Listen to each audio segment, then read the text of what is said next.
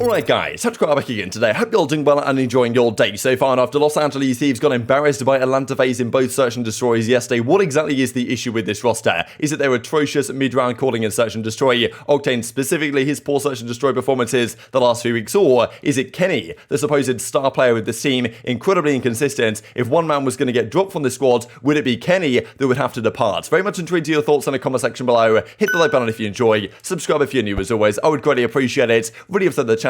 Thank you very much indeed for doing that one. 0 to 100. We've got the donuts in business, baby. Yesterday was a historic day for Call of Duty, a new record in the CDL era, certainly, maybe in Call of Duty history, with a player dropping 0 kills across both Search and Destroys. Impressive stuff, no doubt. Wanted to mention this real quick as well, because Doug St. Martin's video apparently is coming along, as we looked at a couple of days ago here now, that he's effectively saying to the league guys, like, look into this stuff. How is the Challenger format this year way worse than it was last year? Why there are effectively no teams at the World Championship? And as Spinner Spence says from the CDL side on the 25th, we see what you guys are saying. Trust me, we do. So whether that means anything will change, we shall see. But Doug says, I just made a 30-minute video. It might be up by the time this video's out, but we'll see about that one. Really hope they watch it, right? So let's have a look at what Doug has to say. But I'm sure he's absolutely firing on all cylinders in this one. Now, I wanted to mention this before we talk about LA Thieves, of course, because they did play, they played FaZe. They played FaZe quite well. They won the control, even though I think they were the second best team in that control, to be honest. I think FaZe were probably the better team. They were certainly the better team over the course of the series, but Thieves won that one anyway, so fair play to that one. And they won a pretty impressive Gavutu hardpoint actually against FaZe as well. Which is a bit of a concern for FaZe, I think, the fact that they got dominated on the map quite as hard as they did, because it's a map that they kind of need in their map pool against some of the teams that favor AR gameplay. But Nero Poison, of course, was on the Boston team that LA Thieves just destroyed the day before. And now they've done that to them twice in a row now. So Boston have just get destroyed here again. As Nero says, at walking point 6, had a nightmare. I was on 65 ping in a league match shooting marshmallows out of my gun. How did you guys sleep, right? So that's the thing. He's going to throw in some dangers the way of the CDL here, right? The fact that the way the servers work between LA Thieves and the way the Boston guys are, whatever server they play on is pretty terrible for the Boston guys. They add the kind of artificial ping to Thieves, but again, we saw a very similar story. Now, of course, to a certain degree, because they got 3 by them before in a similar fashion, I'm sure they came into the series losing, I'm sure Nero came in, lost his first gunfight, was like, yeah, this is short, I'm on this ping, whatever. It gets in your head a bit, right? I imagine it might have been the case here, even if the ping is meant to be equal by the league. But interesting situation regardless. The fact that Thieves dominated Boston one day, then coming against FaZe looked pretty good, but the Search and Destroy was so woeful, it's tough to even put an explanation on it, right? So I'm sure JCap was sitting there, and Shane as well was sitting there thinking, what is going on with our Search, right? Because it's not even like they were close to winning. They were just so far away from even looking competent against a team like FaZe. This is Los Angeles Thieves after game 1. They were happy. Of course, these guys get roasted all the time because Kenny smiles after one map and then they lose the series and he gets roasted. It's tough scenes. You should be smiling and enjoying yourself when you've won a good map, as they did game 1 here on Gavutu. But these smiles quickly fell apart as this series progressed, right? This I thought was actually great here from Joke. Official sponsorship with Krispy Kreme donuts here. Los Angeles Thieves have added a new sponsor. They're now contractually obligated to drop at least 1 donut in every Search and Destroy match they play, right? So I thought this is pretty funny, to be honest. But yeah, Octane was getting roasted pretty hard for this one last night. Understandably, right? We never see this in Call of Duty. I don't know how long it'll be until we see this again, where someone drops 2 donuts back to back. But as Envoy says, GG's FaZe, happy with our improvements, but got to come crazy the rest of the stage. That's the thing. Thieves say in scrims they're doing well. And maybe their respawn's looking good, right? Their hardpoints were looking okay, as were, of course, their control game in this one against FaZe, but their Search and Destroy was so bad.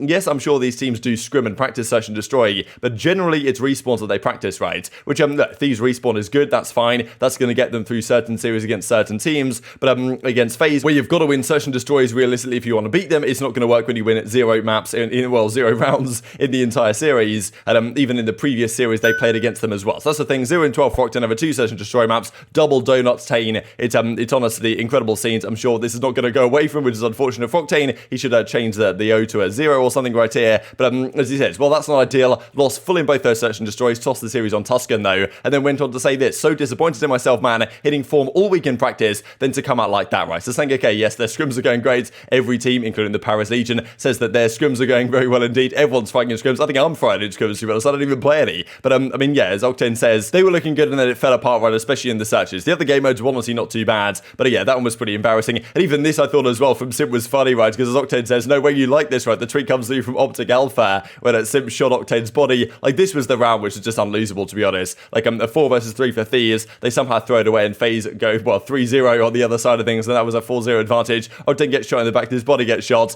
and it's Simp says it was a good body shooting, what can I say? So throwing the daggers even further into the guys on Octane. In fairness, Octane's kind of taken it in his strides. Like, as Josh says right here, you want to hang out, and Octane says, he got a crispy crib. So fair play to Octane, kind of embracing this stuff, but still, kind of a remarkable situation. This is especially remarkable because Thieves did tweet out yesterday that, something along the lines of, it's always a banger series against FaZe. This is Thieves versus FaZe record the last 2 seasons, since Thieves have actually existed as an organization, and they have never beaten them, right? 0-4 last year, 0-4 so far this year, 8-24, the Kobe Bryant number, map counts, like, so honestly, like, well, good tribute to Kobe Bryant here from Los Angeles Thieves, but yeah, kind of incredible. 8-0 FaZe against Thieves in CDL history. Like, the map count is honestly embarrassing as well. They just get destroyed most of the time, and the search and destroys lately have not been good either. So I wanted to share what the flank had to say on this one. As to exactly what is the issue here, Parasite says, yes, their mid-round calling in their search and destroys, decision-making is just terrible. It's been terrible this entire season, and is certainly not going to be good enough on this level to win tournaments. But also, Ake says, look, Kenny as an individual, potentially meant to be a star player on this team, the likes of the Celliums and the Shotzies and the Dashies of other teams. Like, Kenny is just not that guy. He drops a 1.3, and then the next series, he's back to a 0.7, struggles on the SMG maps, and if that's the case, this team just won't be able to win. They've been good, but like inconsistent as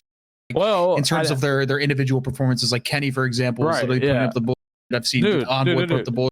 Like, I think it's Kenny. I don't care about anyone else at this point. Like, bro, Kenny is literally going from +20, -20, +20, like legit every other series. It's way over here. Is it that dramatic? Is it actually that dramatic? Yes, he was -20 today, 0.79. Like that Optic series. Remember at the event, he went +30. Next day, played a different team, -30. Like, where did he go today? -20. Bro, listen, I'm telling you, something's up to where like he's so inconsistent. It's not like he's like a 1.0, a 1.0, a 0.9, a 1.0, a 1. It's literally. Maybe it's just a game he can't get a hold of. I was just gonna say, I said this yesterday. I mean, bro, we say this about so many players this year about inconsistencies. I mean, this just isn't it. You know who we don't bro? We don't say it about like Cell. We don't say it about like Dashy or Shotzi. Yeah, but those guys are also different, bro. You know what I'm saying? But for this LAT team to succeed, Kenny has to be that star. Yeah, like we got to keep in mind, Kenny is that star for this team. Like when this team got like put together their roster, like Kenny was that player that all these other, all those other examples I gave are. He has to be that guy, period. Like, he just has to. He can't be the guy. And he can be, because we know what he can do. I think I would rather be 0-18 than 1-18, because, bro, if you're 1-18, that, like, shows that, bro, you were trying. Like, you got one kill. You were trying. At least if you're 0-18, you could be like, nah, man, I was... It's not.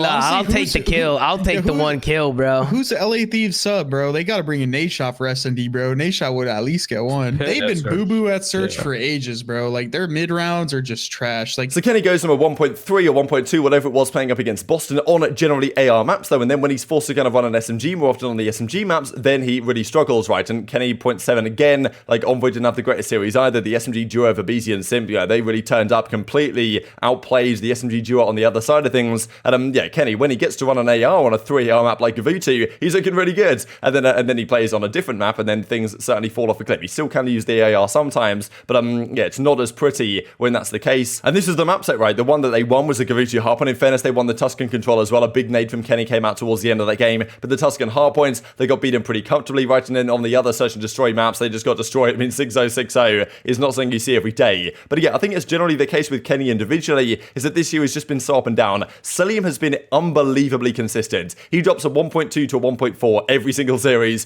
pretty much without failure. And of course, on Los Angeles Thieves, theoretically, Kenny is meant to be the star player. He's been there throughout. I mean, he's never been dropped in his career. He's always been on Thieves. Last year, he was all right last year. Like, he wasn't crazy good, but like, he was a decent player. This year, he's been very much up and down. He just flip-flops one series to another, incredibly inconsistent. And if that is the case, how are you going to work that with your SMG duo? Like, that was, I think, a big talking point coming into this stage, for example. Like, okay, Drazah and Octane are working rather well right now, apart from the search and destroys in the respawn game mode as that AR duo, and it's obviously Kenny and Envoy, I think, that are the weakness of this team. That SMG duo is not where it needs to be compared to other teams, and yes, when you play Gavutu, Kenny can run the third AR, like, you're looking good, right? You're looking okay, but like, when that's not the case, the team struggles. So I would have been interested to see, what if Thieves went out, yes, they came top 4 at the major, I'm sure they're feeling pretty confident as a result, but let's say they went out and got Vivid, right? Vivid was there as a free agent, Boston snapped him up. Like, if they got Vivid on the team, even if they didn't play him, like, let's just just see how it goes. And if Kenny has series like this, what about subbing in Vivid for Kenny, have Envoy slow down a little bit, or whatever you think you should do in terms of pacing and make that the SMG duo on the team, right? I thought that would have been interesting to try, and I feel like Aches is kind of maybe hitting on a point here, right? Where maybe it's Kenny that's the issue with this team. At least when it comes to SMG duos consistently competing with the best of the best, of course, that Simp and aBeZy have been the last couple of years. And of course, look, this series, it was decided by the Search and Destroy, but even in the respawns, you could see the weakness in certainly the latter half of the series. Now, talking of where Thieves sit right now, it's not exactly comfortable. If they'd have beaten FaZe yesterday, that would have been on a nice little 140 points here, but there's a lot of teams above them, and there's teams below them, the likes of Minnesota, Florida Mutineers, who knows what New York might do, that are certainly charging, right? Like, and Thieves could very easily get overhauled here. Like, I think they'll still make champs, but it's definitely not out of the question that they do not. We'll look at their schedule here in a second, and in fairness, their online performances generally haven't been that good compared to LAN. Like, if we look at their kind of performances so far this season, they've, okay, top 6 Major 1, top 8 Major 2, they came second at the Pro-Am, then a 4th at Major 3, they came 4th at the Kickoff Classic as well, so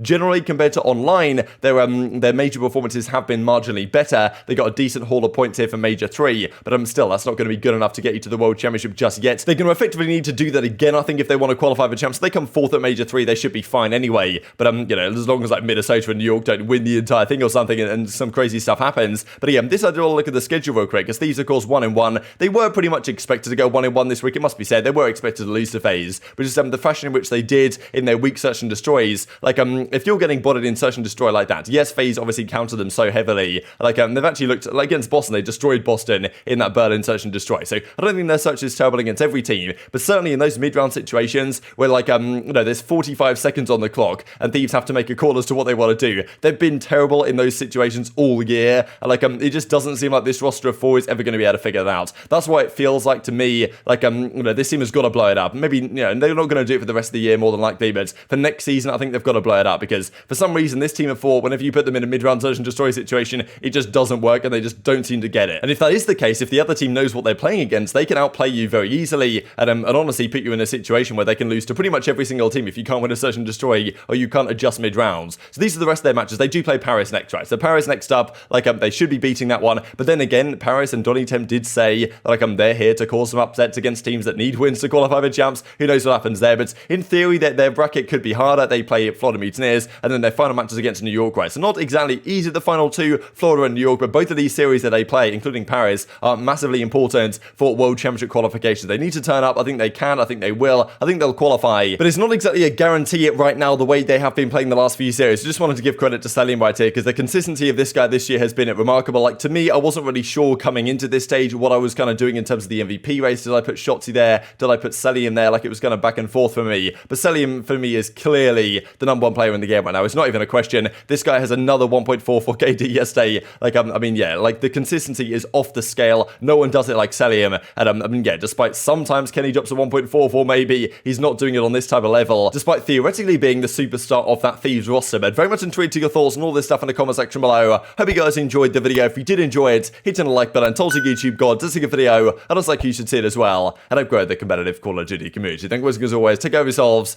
and I'll see you next time.